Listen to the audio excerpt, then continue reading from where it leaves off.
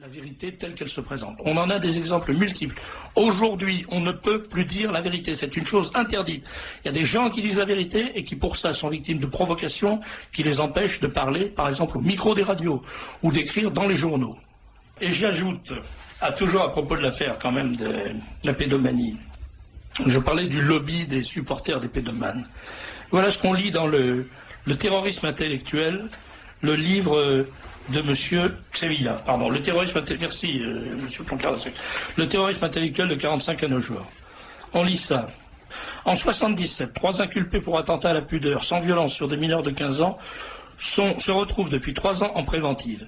Ils reçoivent le soutien de Jean-Louis Bory, Patrice Chéreau, Guy Hockenheim, Bernard Kouchner, Jacques Lang, Gabriel Matzneff et Philippe Solers. 2 points, ouvrez les guillemets, 3 ans de prison pour des caresses et un baiser, ça suffit. Publication dans Le Monde du 26 janvier 77. Paraît ensuite un manifeste réclamant la dépénalisation des relations sexuelles avec les mineurs. Le texte est signé par Louis Althusser.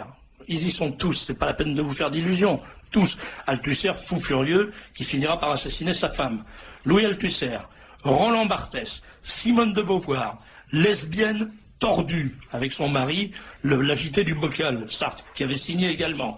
Jean-Louis Bory, homosexuel notoire, Patrice Chéreau, Jacques Derrida, qui aujourd'hui donne des leçons d'antiracisme à longueur de journée dans le monde, Françoise Dolto, alors vous voyez à qui vous confiez vos enfants, Patrice Chéreau, je l'ai dit, Gabriel Matzneff, Jean-Paul Sartre et Philippe Solers. Philippe Solers, la lumière de l'intellectualisme français actuel.